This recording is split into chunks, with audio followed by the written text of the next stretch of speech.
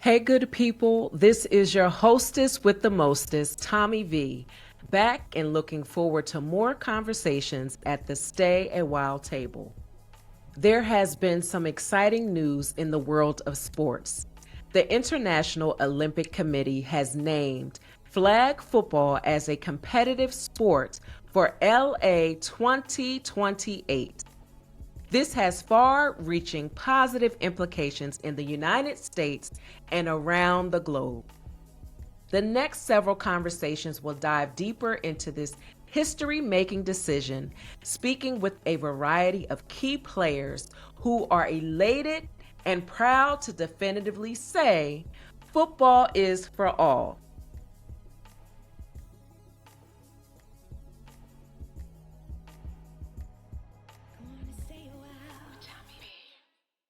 Everyone, I am so grateful and honored that you have chosen to take your seat at the Stay a While table to listen in on my conversation with today's guests. We have joining us Troy Vincent Sr., the Executive Vice President of Football Operations for the National Football League.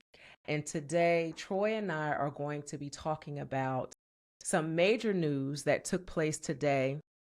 But before we go there, Troy, I want to thank you for taking the time. Everyone, when you're listening to this recording, the recording is actually being done on Monday, October 16th. So it literally is the day that this big news has gone forward. It's also Monday Night Football. So Troy is in the office Monday evening getting ready to do what he does in making sure that the game is being played for everyone to see.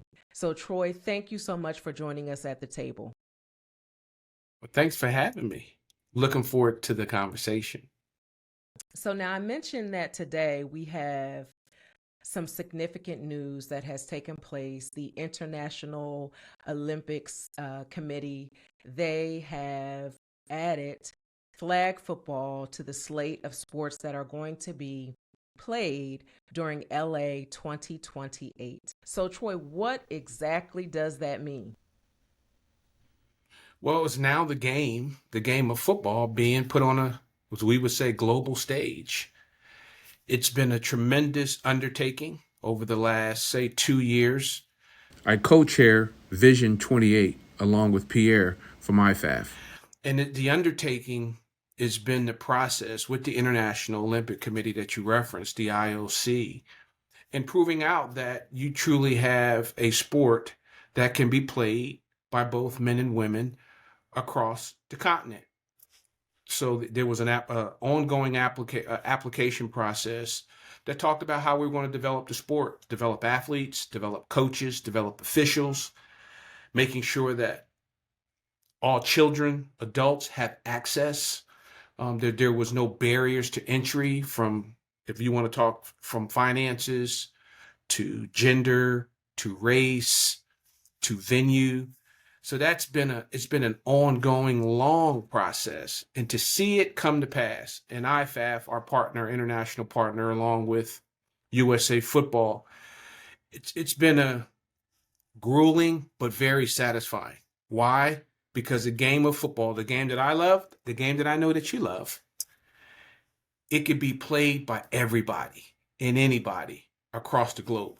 So, you mentioned a couple of highlights on how this impacts the game and the accessibility that it provides. So, you're breaking down many barriers from an economical perspective, from a gender perspective. And I know this is major for women in sports.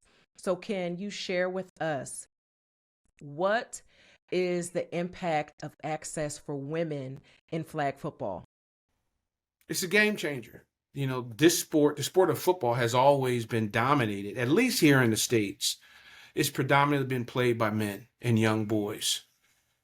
Today, with the announcement of flag being part of the Olympic agenda, it truly does allow women, frankly, that North Star.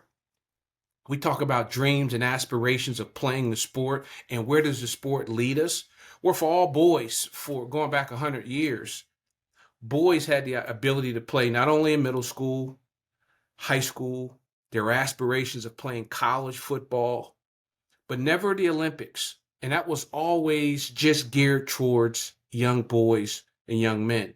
Today, with the announcement of flag football being on the Olympic agenda, women, young girls have the same opportunity as young. And let me tell you, when you go around the country and you watch the young ladies compete, they're highly skilled, extremely competitive. They have a true understanding of the game. It's game changing for the game of football. We're not talking professional football here. And we're the only sport in here domestically that there was not an Olympic aspiration. When you look at boxing, you look at baseball, you look at basketball, you look at swimming, you look at golf, all the other major sports, soccer, there was a frankly a true North Star. And young men always wanting to rep their country. Today, with the announcement today, both young men and young women could rep their country. For my position, as part of one, preserving and maintaining and growing the game, tremendous milestone for the sport of football. Mm-hmm. And we know that all other sports that are represented in the Olympics, you have both male and females that are represented competing against all the different countries. Now, currently, there are 20 million 20 million people that are playing flag football in over 100 countries all over the globe.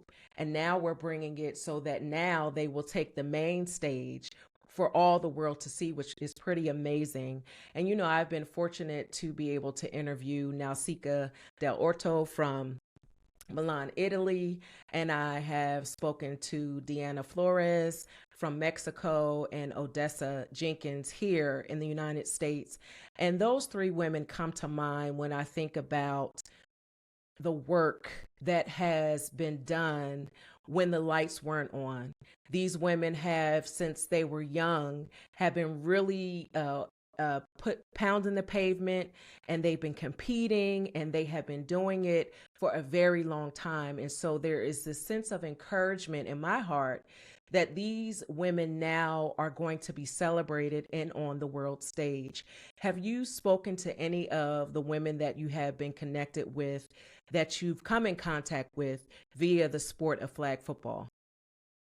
Not today, not since the announcement. And that's my plan. Tomorrow, I'll have an opportunity to talk to the membership. That's the 32 clubs, 32 club owners, to talk about, and we'll celebrate together. And then my plans were to just reach out. Those are true trailblazers that you referenced, Tommy. So these women have been playing the sport people didn't accept them. They were dreaming, frankly, with their eyes closed. They can now dream with their eyes open. We hear that. It's now a true mile marker that young women across the globe, here in the United States and across the world, you can now play on the largest stage. So we think about the National Football League, we think about the Olympics. Imagine those, when we see this emergence of these two brands, it truly does put all athletes of all races, all genders, on the biggest stage in the world. So the young ladies that you just referenced, they're true trailblazers, and I'm looking forward to celebrating this moment with them. And what are you going to say to them? One, congratulations. I'd be interested in hearing their path to what does their game look like? Because now it's, okay, there was this global reach. And we want the whole world competing. Now I'm like, Team USA. Okay, like it's now about winning. It's now about winning and bringing the gold home. But I will celebrate them. I will tell them thank you. Thank you for their hard work. Their work was not in vain. And today, the fruit of their labors, we see it in the IOC, the IFAF, the work of the IFAF, the work of USA Football. All of these things came together to now see flag football in the LA 2028 Olympics.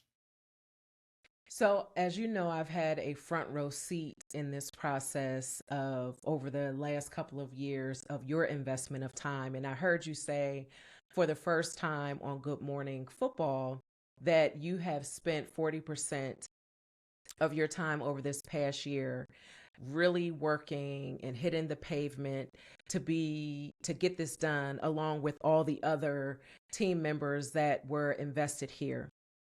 Why was it so important to you?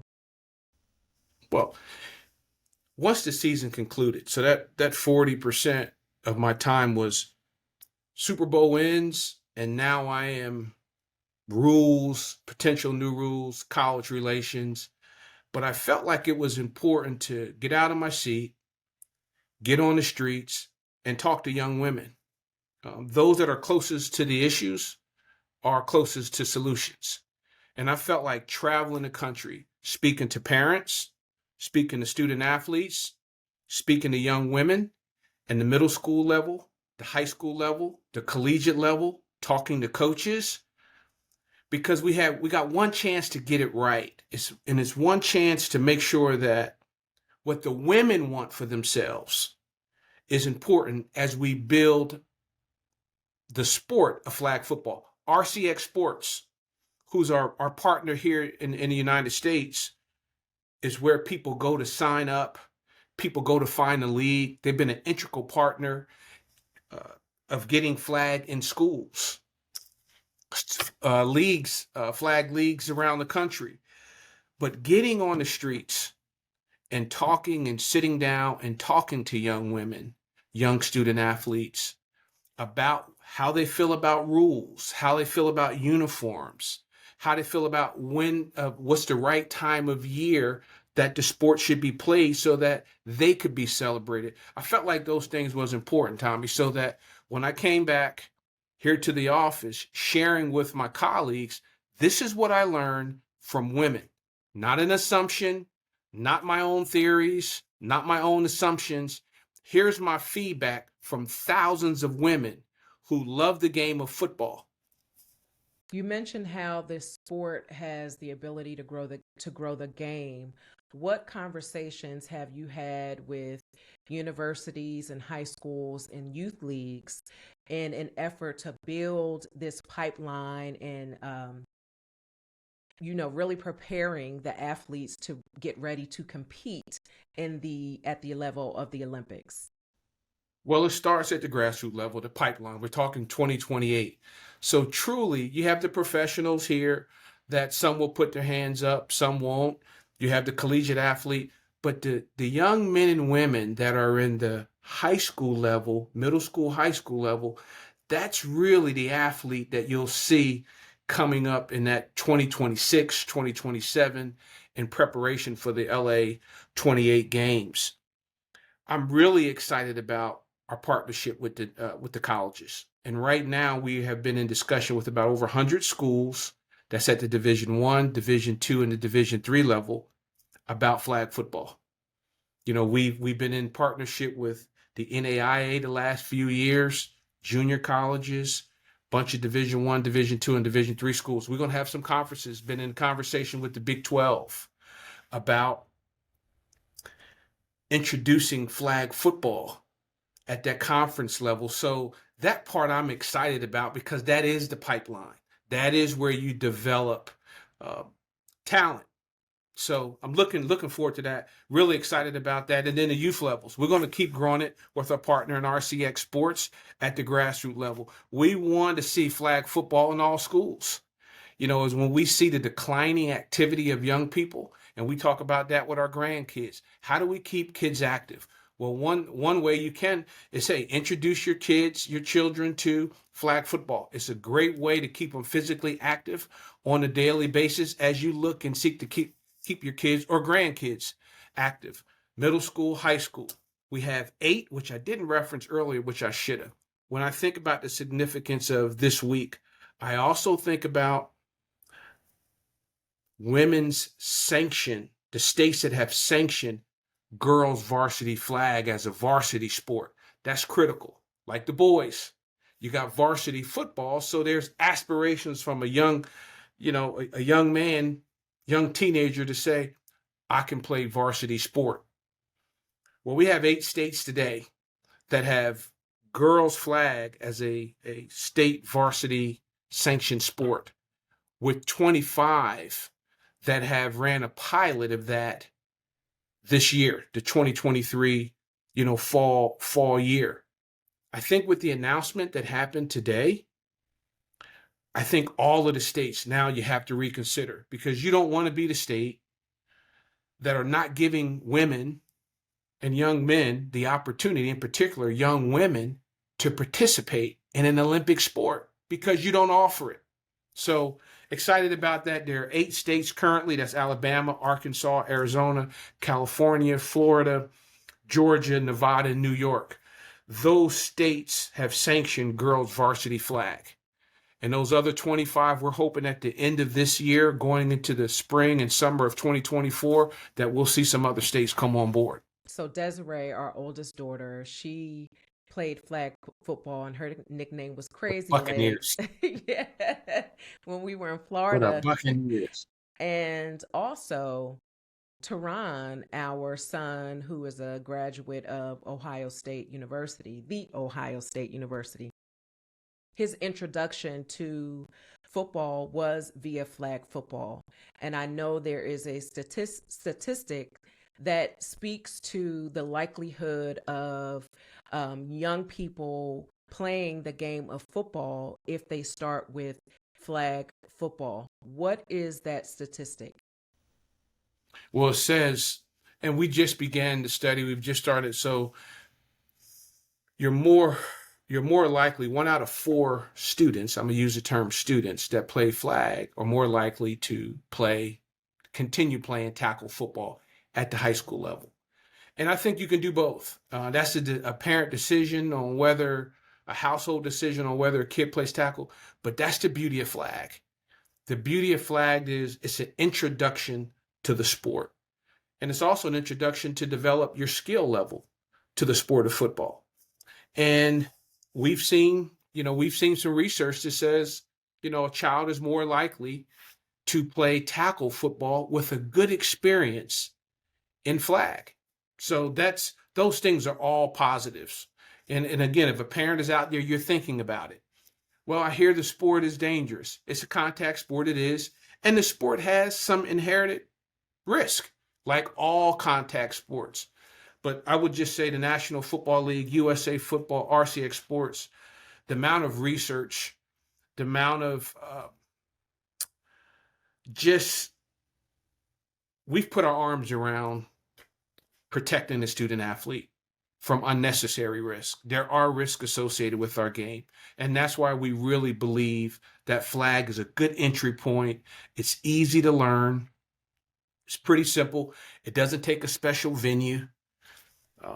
Very accessible, very economical. So it's very feasible. It's social media friendly. I say that because that's important for young people. People want to have an opportunity to showcase their skills, share their skills, and those things are important for young people during this time. Will you share, because you've mentioned a couple of times in regards to the venue accessibility as well as the economic factor. So when you're saying that in regards to flag football being accessible, what do you mean by that? Good question. So typically football, when we think about football today, we think of, you got to have the 100-yard field. It has to be in a stadium. It has to be on turf.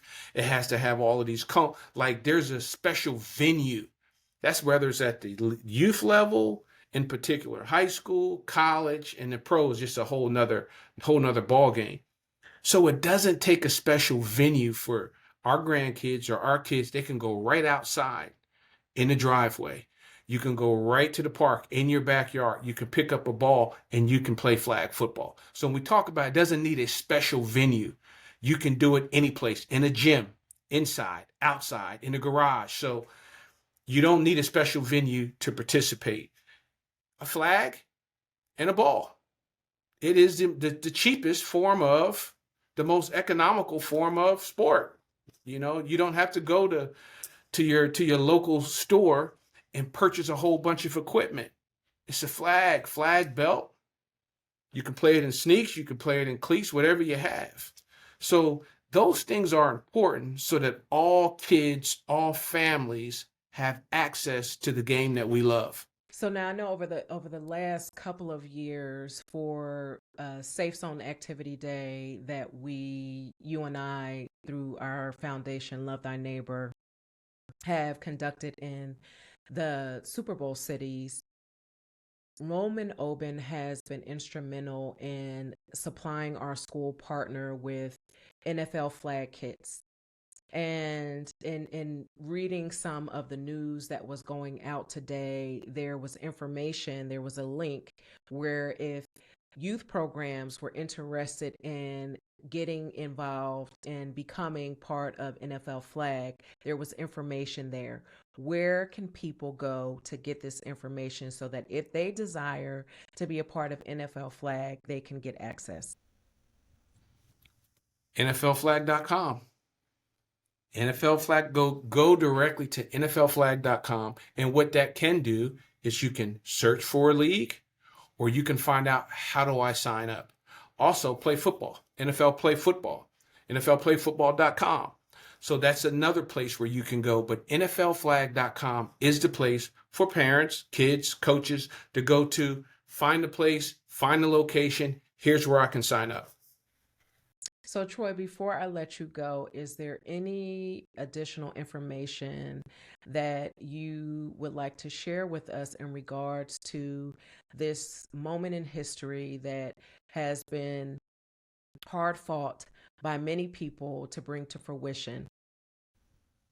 I would just say, just consider, for those who have not considered flag, the game of football. And we talk about the values of the game, and I just have to share that, because it's something that I experienced and millions of children through time have experienced. The game, there's some things that the game offers, some life values that the values of football is what we always say: teamwork, resiliency, trust. There are things that the game allows for you to experience that transfers into everyday life. And if you haven't tried it, if you're a parent that's thinking about, what should my child do? How do I keep my kid active? Please try football. Try flag football. It's a wonderful sport, played by millions of folks around the world. But if you're thinking about it, try it. NFLflag.com. Find you a league. Go on to the website. Look for information. It may have some questions there. There's some frequently asked questions. How safe is it? Where do I go? What equipment requirements? I think it would answer a lot of those questions, but I just want you to try. Now, there is an aspirational goal that you can rep your country. You can play in a state championship if you're in one of those states right now that are sanctioning girls varsity flag, hoping that all states, all 50 plus states, have sanctioned girls high school varsity flag football here in the coming years. But try it. Well, I want to thank you so much for joining us today. I know that you have to get back to work. This is work too, because you're continuing to tell the story and amplify the work that's being done to ensure that football truly is for everyone. So I want to thank you, Troy, for joining me at the table today, and I appreciate you coming to stay a while. Well, thanks for having me. And football is for all. As always, I am so glad you pulled up your seat to stay a while. Tune into Stay a While podcast, hosted by yours truly on Up On Game Network. Follow us at Stay a While Show on Instagram and Facebook. I look forward to seeing you at the table.